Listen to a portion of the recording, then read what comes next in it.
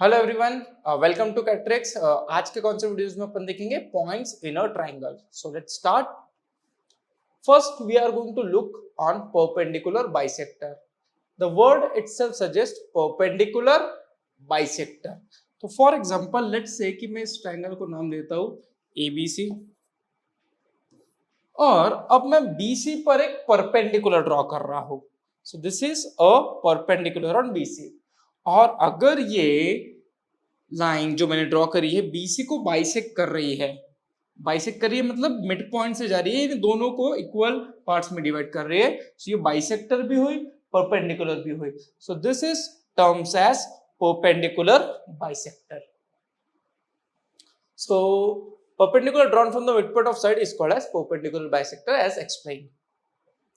और अगर मैं परपेंडिकुलर बाइसेक्टर ड्रॉ करता हूं तो ये दिखा था ये 90 डिग्री है और ये साइड दोनों जगह इक्वल थी। So this is side angle side. तो can I say this two triangles are of equal length, which means that perpendicular bisector पर कोई भी पॉइंट रहा वो पॉइंट बी और सी से इक्वल डिस्टेंस पे रहेगा।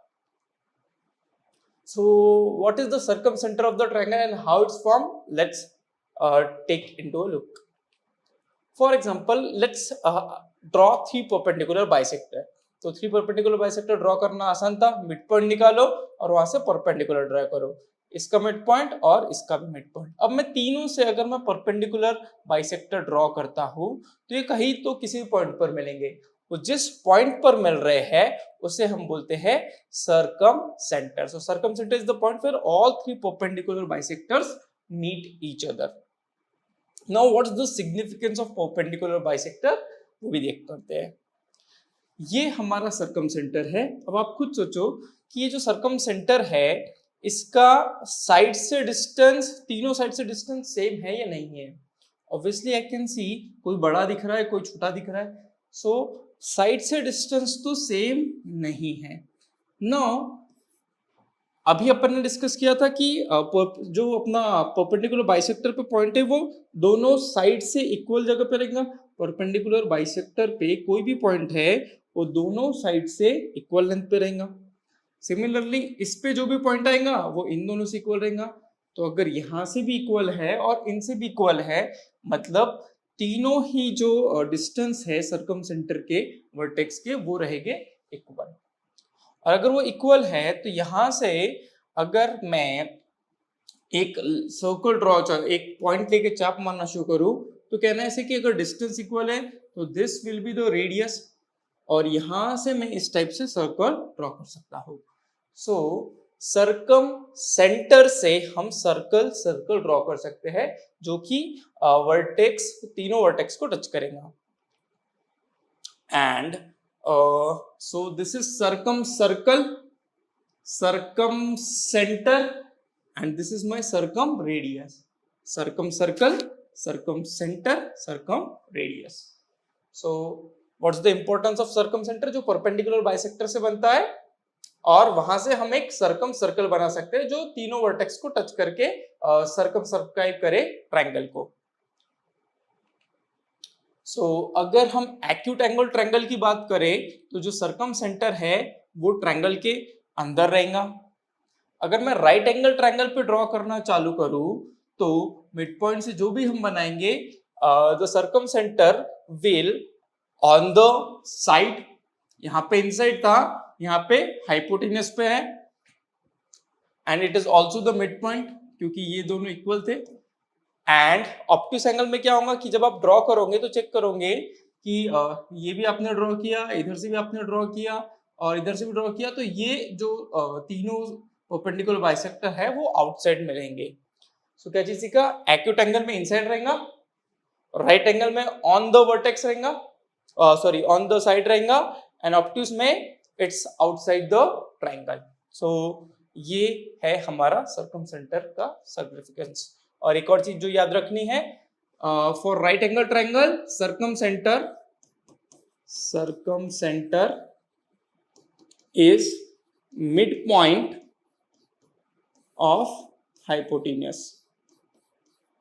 तो आपका जो सर्कमसेंटर है वो रहेगा हाइपोटेन्यूस के मिड पॉइंट पे। तो अभी अपन ने परपेंडिकुलर बाइसेक्टर देखा था, अब एंगल बाइसेक्टर देखेंगे। एंगल बाइसेक्टर मतलब क्या कि कोई एंगल को इक्वल बाइसेक्ट करे, so that is terms as angle bisector. आपको याद होगा ऐसा कुछ चैप मार के आप एंगल बाइसेक्टर्स बना देते। So this is our angle bisector. So जब भी मैं तीनों एंगल को बाइसेक्ट करके कहीं तो मिलाऊंगा, तो जिस पॉइंट पर मिल रहे हैं उसको हम बोलेंगे incentre. So what is the incentre? जहां पे सारे एंगल बाइसेक्टर्स मीट होते हैं, और एंगल जहां पे बाइसेक्ट हो रहे हैं जैसे इन सेंटर। इन सेंटर से हम बना सकते हैं इन रेडियस, क्योंकि ये अगर एंगल बाइसेक्ट हुए हैं सो ये 90 डिग्री हो गया। this is also 90 degree, so this distance is same। और ये जो आपका बना है दिस इज इन रेडियस, क्योंकि सारे जो साइड्स है वो इक्वल डिस्टेंस पे है।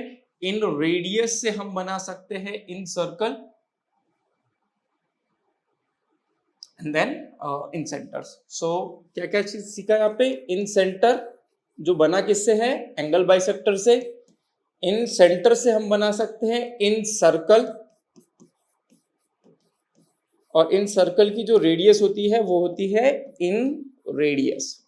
सो तीनों चीजें लाइन से मिल गई, incentre, incircle, inradius. Then comes how do we find median of triangle? Now what do I mean by median? Median मतलब opposite vertex से mid point पर जो लाइन जोड़ रहा हूं that is median. For example ABC triangle है, अब A से मैं BC के मिड पॉइंट पर जो जोड़ रहा हूं उसको बोलते हैं मीडियन। सो C से जो AB पर जोड़ेंगे वो हो गई मीडियन, एंड सिमिलरली B से जो AC पे जोड़ेंगे वो भी हुई मीडियन।